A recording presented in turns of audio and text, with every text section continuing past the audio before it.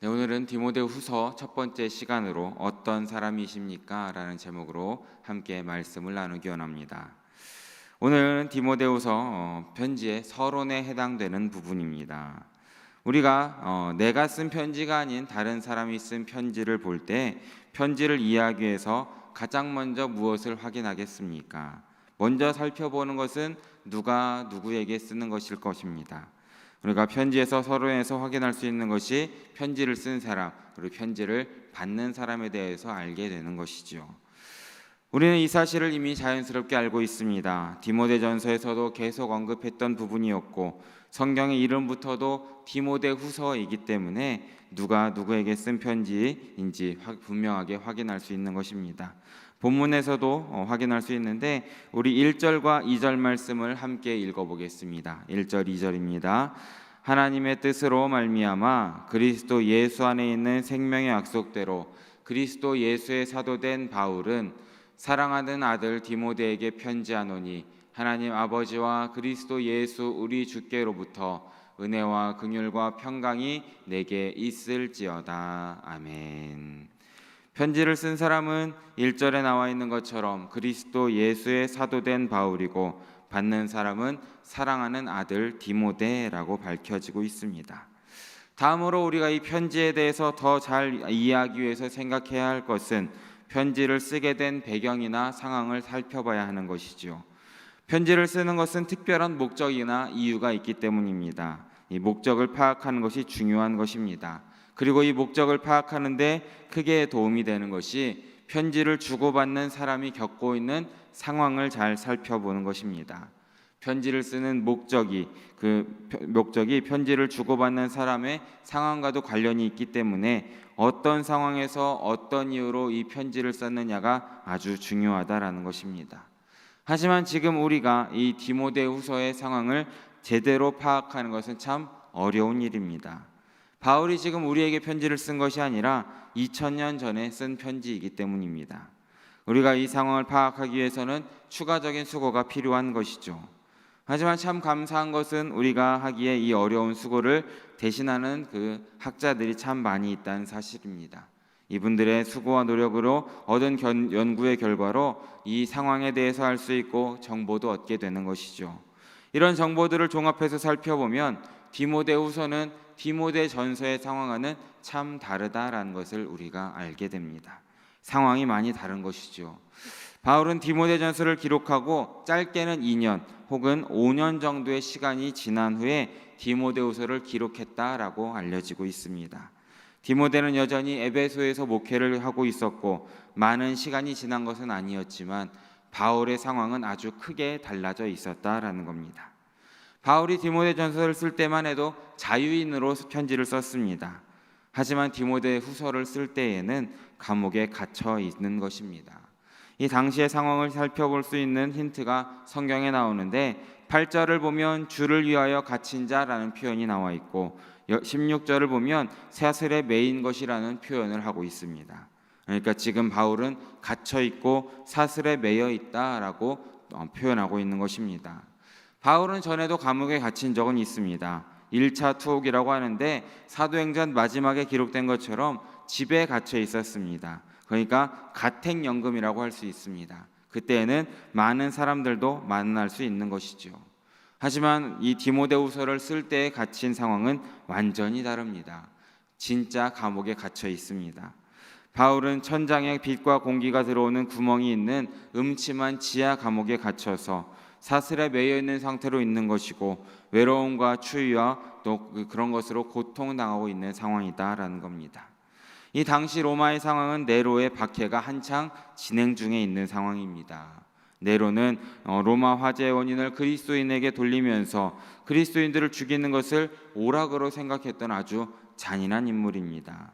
이런 극심한 박해 가운데 바울이 감옥에 갇힌 자가 되었고 자신의 죽음을 예감하면서 마지막 편지를 쓰고 있는 것입니다. 그런데 이 바울이 겪고 있는 지금의 상황을 생각하면 좀 새롭게 와닿는 1절의 표현이 있습니다. 우리 1절 말씀을 다시 한번 함께 읽어보겠습니다. 하나님의 뜻으로 말미암아 그리스도 예수 안에 있는 생명의 약속대로 아멘. 가운데 보시면 그리스도 예수 안에 있는 생명의 약속대로라는 표현이 있습니다. 지금 죽음을 앞두고 있는 바울이 생명에 대해서 말하고 있다라는 겁니다. 죽음이 삼킬 수 없는 생명, 죽음이 이길 수 없는 생명에 대해서 말하고 있는 것입니다. 이 생명이 그리스도 예수, 바로 복음 안에 있다라는 것을 말하고 있는 것입니다. 바울은 예수 안에 있는 생명으로, 그 생명의 약속으로 사도가 된 것입니다. 또한 이 생명의 약속은 사도 바울이 전하는 메시지, 복음이 되었던 것입니다. 복음이 주는 생명, 하나님이 약속하신 이 생명이 예수 그리스도 안에 있다라는 것을 믿으시기 바랍니다. 이 바울에게, 죽음의 문턱에 있는 바울에게 무엇보다도 위로가 되고 소망이 되는 말씀은 바로 주님을 향한 복음이 생명을 약속한다라는 사실인 것입니다. 하나님의 뜻으로, 하나님의 주권적인 선택에 따라 사도된 바울은 지금 복음의 신실한 일꾼으로서 생명의 약속을 전하는 자가 되었던 것입니다. 지금은 갇힌 자가 되어서 죽음을 앞두고 있지만 어떤 것으로도 취소할 수 없고 어떤 것으로도 뺏을 수 없는 하나님이 약속하신 생명이 바울 안에 있기에 평안하다라는 것입니다. 달려갈 길을 마치고 지금 자신에게 주어질 면류관을 기다리고 있는 것이죠. 복음의 일꾼으로서 사도 바울의 삶은 곧 끝나게 되는 것입니다. 지금 죄수로 감옥에 갇혀 있는 바울은 곧 순교자가 될 것입니다. 바울의 삶은 끝나는 것입니다. 하지만 복음의 역사는 끝나지 않는 것이지요. 새로운 시작입니다. 하나님은 바울 이후에도 계획을 가지고 계셔서 지금 이 시간 우리에게까지도 복음이 전해진 것이 아니겠습니까? 이 당시 복음을 왜곡하는 데 열심인 거짓 교사들이 교회를 어지럽게 하고 있지만, 또한 교회를 박해하는 데 열심인 네로 황제의 폭정은 갈수록 심해지고 있지만, 바울 역시도 죽음을 앞두고 자신의 끝을 기다리고 있지만 그 끝에서 시작을 바라보고 또 다른 시작을 기대하고 생각하는 것입니다. 무엇을 생각합니까? 바로 디모데를 다시 한번 생각하고 있다라는 것입니다. 오늘 본문을 보면 비슷한 말이 계속해서 반복되는데 생각한다라는 표현입니다. 3절에도 너를 생각하여, 4절에는 내 눈물을 생각하여, 5절에는 거짓이 없는 믿음을 생각한다라는 표현을 하고 있습니다. 이렇게 반복해서 바울은 디모데를 생각하고 있다라는 것입니다. 바울은 디모데를 생각하면서 자신의 유언과도 같은 이 디모데 후서를 전하는 것입니다. 그리고 우리 역시도 이 편지를 통해서 바울이 생각하는 디모데를 생각할 수 있는 것입니다. 바울이 생각하는 디모데는 어떤 사람이겠습니까? 첫 번째는 3절에 나와 있습니다. 우리 3절 말씀을 함께 읽어보겠습니다. 내가 밤낮 간구하는 가운데 쉬지 않고 너를 생각하여 하나님께 감사하고. 아멘. 첫 번째로 볼 수 있는 것은 디모데는 감사가 되는 사람이다라는 것입니다. 바울은 기도를 하면서 쉬지 않고 디모데를 생각하면서 기도한다라고 기록하고 있습니다. 누구에게 기도합니까? 하나님께 기도합니다. 조상적부터 대대로 섬겨오는 하나님께 기도합니다. 그리고 하나님께 기도하면서 감사한다라는 것입니다. 바울에게 있어서 디모데가 하나님에 대한 감사의 제목이 된다라는 것입니다. 하나님이 나를 위해 하신 일이나 하나님이 나에게 베푸신 은혜가 아니라 디모데를 생각할 때 하나님께 감사한다라는 것을 표현하고 있습니다. 이게 어떤 마음인지 어떤 느낌인지 잘 생각이 되지 않습니다. 우리 역시도 쉬지 않고 생각하고 밤낮 기도할 때마다 감사하게 되는 사람이 있으신지요? 그것은 참 쉽지 않은 일인 것 같습니다. 그렇게 쉽지 않은 일이라면 정말 우리에게 그렇게 감사할 만한 사람이 없어서 그런 것이겠습니까? 아니면 우리에게 감사의 마음이 좀 무뎌져서 그런 것이겠습니까? 아마도 그만큼 우리에게 이 모든 것이 부족한 부분이 아닐까라는 생각도 드는 것입니다. 하지만 바울에게 디모데는 하나님에 대한 감사의 제목이 되는 것이었고, 한 번이 아니라 날마다 밤낮 간구하는 가운데 쉬지 않고 기도함으로 감사하게 되었다라는 것입니다. 그러면 디모데의 어떤 점이 있어서 바울에게 감사의 제목이 되었겠습니까? 디모데가 대체 무엇이 그렇게 뛰어나서 무엇을 그렇게 잘했기 때문에, 디모데가 어떻게 했기 때문에 바울의 마음에 들었던 것이겠습니까? 다시 말해서 디모데가 어떻게 바울의 감사의 제목이 될 수 있었겠습니까? 이 질문에 대한 대답은 이따가 함께 다시 한번 살펴보기 원합니다. 이 두 번째로 생각할 수 있는 것에 대해서 디모데가 바울에게 어떤 사람인지 두 번째로 생각할 수 있는 것을 먼저 살펴보기 원합니다. 우리 4절 말씀을 좀 함께 먼저 보기 원합니다. 내 눈물을 생각하여 너 보기를 원함은 내 기쁨이 가득하게 하려 함이니. 아멘. 디모데가 바울에게 있어서 두 번째로는 기쁨이 되는 사람이다라는 것입니다. 기쁨이 되는 사람. 이 디모데의 눈물은 아마도 두 사람이 마지막으로 헤어졌을 때 디모데가 흘렸던 눈물이 아닐까 생각이 됩니다. 바울과 디모데가 언제 헤어졌는지 정확히 알 수는 없지만 디모데가 흘린 눈물을 보면 이 바울과 디모데의 특별한 관계를 생각하는 것입니다. 그래서 바울은 디모데를 다시 보고 싶어 합니다. 이 마음을 전하는 것입니다. 왜 보고 싶어 합니까? 디모데를 만나면 기쁨이 가득하게 된다라는 것입니다. 현재 자신이 겪고 있는 상황과 여러 가지 안 좋은 현실과는 관계없이 디모데와의 관계에서 만날 수 있는 기쁨이 있다라는 것입니다. 만약에 지금 바울이 우리 곁에 있다면 우리가 바울에게 기쁨이 될 수 있겠습니까? 어쩌면 예수님께 기쁨이 되는 것보다 더 어려울 수도 있습니다. 인자하시고 사랑 많으신 주님은 우리의 부족함을 다 아시기 때문에, 우리의 모난 부분, 우리의 약함을 아시기 때문에 우리를 기쁨으로 받아주실 것입니다. 하지만 바울은 사람입니다. 사람이기에 이 바울에게 기쁨이 되는 것은 왠지 더 어려운 것 같습니다. 하지만 디모데는 이렇게 바울에게도 기쁨이 되는 사람이 되었다라는 것입니다.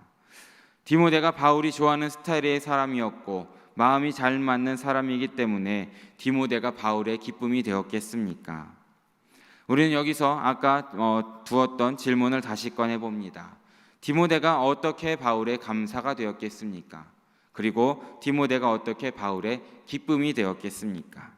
디모데가 착해서, 말을 잘 들어서, 디모데가 맡겨준 일을 잘해서, 이런 외적인 것들이 이유가 되는 것이 아닌 것입니다. 진짜 이유는 디모데 안에 있는 것입니다. 우리 5절 말씀을 함께 읽어보겠습니다. 5절입니다. 이미 내 속에 거짓이 없는 믿음이 있음을 생각함이라.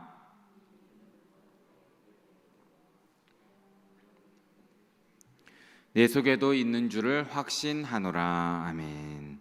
5절은 이렇게 시작합니다. 이는으로 시작을 합니다. 이유를 말하는 것이죠. 디모데 속에 있는 거짓이 없는 믿음, 그 믿음이 이 모든 것의 이유가 된다라는 것입니다. 디모데에게 있는 믿음의 결과가 바울의 감사가 되었고 바울의 기쁨이 되었다라는 것입니다. 외적으로 디모데가 뭔가를 하고 안 하고, 말을 잘 듣고 안 듣고의 이런 기준이 아니라 하나님께서 하신 일이라고 할 수 있는 디모데 속에 있는 믿음, 이 모든 것이 바울의 기도의 제목이 되었고 감사의 기도의 제목이 되었다라는 것입니다. 그래서 디모데가 어떤 사람입니까? 세 번째로 마지막으로 생각할 수 있는 것은 디모데가 믿음이 있는 사람이다라는 것입니다. 디모데에게 이 거짓이 없는 믿음이 있었기 때문에 바울에게 감사의 제목이었고 기쁨의 이유였다라는 것입니다. 이 믿음이 있는 것은 두 가지의 이유가 되는 것입니다.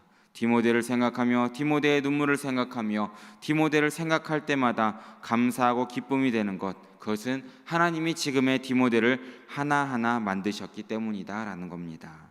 하나님의 뜻과 인도하심으로 디모데가 지금 여기까지 온 것이기 때문이라는 것이죠. 단지 입술의 고백만으로 믿음을 말하는 것이 아니라 디모데가 진실한 믿음을 가지게 된 것은 어려서부터 외할머니와 어머니로부터 이 말씀으로 양육을 받았고 때가 되어 복음을 듣고 믿었기 때문이다라는 것이죠. 이 모든 과정 가운데에도 하나님의 은혜와 긍휼이 함께 했다라는 것을 우리는 깨달아야 하는 것입니다. 그래서 이 디모데 속에 있는 거짓 없는 믿음은 핍박이나 반대에 부딪히더라도 흔들리지 않는 것입니다. 이 믿음이 날마다 하나님을 신뢰하는데 결단하며 사는 것입니다. 하나님을 향한 신실함으로, 믿음으로 대하고 믿음으로 산다라는 것입니다. 이것은 너무나도 중요한 문제입니다. 우리 역시도 우리는 외적인 것을 주목하고 겉으로 드러나는 모습에 마음을 빼앗길 때가 참 많이 있는 것입니다. 하지만 이 모든 것보다 가장 우선되어야 하는 것은 바로 우리 안에 믿음이 있느냐 없느냐 하는 것입니다. 우리가 먼저 해야 할 일은 나에게 믿음이 있는지를 우리 스스로를 살펴보아야 하는 것이고, 우리 속에 허락하신 하나님이 허락하신 참 생명이 있는지를 점검해야 한다라는 것입니다. 이것이 아니라면 다른 모든 것은 아무런 의미가 없다라는 것을 우리는 늘 마음에 새겨야 하는 것입니다. 스스로를 한번 돌아보시기 바랍니다. 오늘 말씀의 제목으로 다시 한번 질문드립니다. 어떤 사람이십니까? 우리 다른 사람에 대해서 감사가 되십니까? 기쁨이 되십니까? 아니면 우리 안에 믿음이 있으십니까? 우리는 말하지 않아도 서로의 부족한 부분이 있는 것을 잘 알고 있습니다. 디모데도 처음부터 이런 사람은 아니었을 겁니다. 바울에게 있어서 처음부터 감사가 되고 기쁨이 되고 믿음이 있는 디모데였겠습니까? 아마도 아닐 겁니다. 하지만 하나님의 은혜가 있었고 하나님의 뜻 안에서 하나님이 역사하신 결과로 디모데가 이렇게 믿음으로 성장했던 것입니다. 처음부터 바울의 눈높이에 따라서 디모데를 보고 디모데를 판단했다면 디모데는 부족한 사람이고 걱정거리였고 기도 제목이었을 수도 있습니다. 하지만 바울의 감사와 바울의 기도와 바울의 칭찬과 격려가 있었기 때문에 디모데가 조금씩 자라게 되었고 바울의 아들로서 때가 되었을 때 자리에서 하나님이 맡기신 모든 일을 감당할 정도로 자라났다라는 것입니다. 사랑하는 여러분, 우리도 그런 것입니다. 우리도 여전히 부족하고 서로에게 어려움을 줄 수도 있습니다. 우리도 성장이 필요한 것이지요. 그래서 서로를 있는 그대로 볼 때 감사의 제목이 되기보다는 간구의 제목이 될 수도 있고 근심거리도 될 수 있는 것입니다. 하지만 우리가 주목해야 할 것은 그 다른 사람 안에 있는 믿음을 바라볼 수 있어야 된다라는 것입니다. 서로를 바라볼 때 겉모습이 아닌 믿음을 보시는 우리 성도님들 되시길 진심으로 바랍니다. 그리고 그 어려움이 있다면 하나님의 선하신 뜻과 능력 안에서 하나님의 은혜 가운데 믿음이 자라날 수 있도록 우리가 더욱더 기도하면 되는 것이 아니겠습니까? 믿음이 자라는 과정에서 어려움을 만나더라도 서로 용납하고 기다려주고 격려하고 사랑으로 대하는 것이 필요하다라는 것입니다.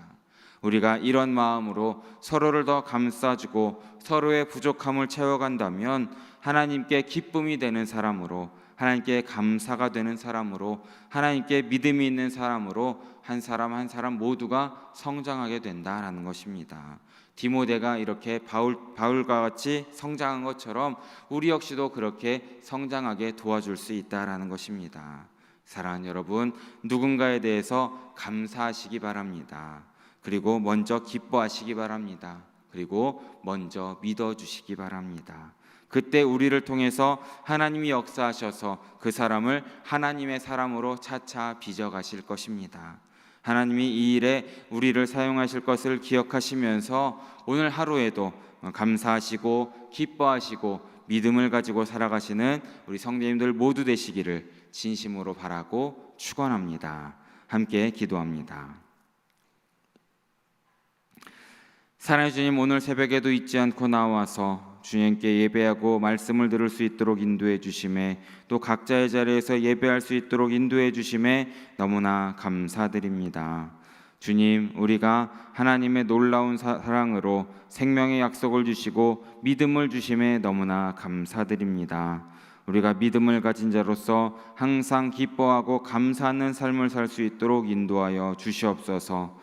우리에게 은혜를 베푸셔서 우리가 어떤 사람인지 우리가 먼저 살피고 점검할 수 있도록 도와주시고, 부족한 점이 있다면 주님의 은혜로 살아갈 수 있도록 우리와 함께하여 주시옵소서. 우리가 겪는 어떠한 어려운 상황 가운데에도 변치 않는 하나님의 사랑과 은혜를 기억할 수 있도록 인도하여 주시고, 그 모든 것 가운데 믿음으로 승리하는 우리의 삶이 될 수 있도록 도와주시옵소서. 모든 말씀 함께 하시는 예수 그리스도의 이름으로 기도드립니다. 아멘.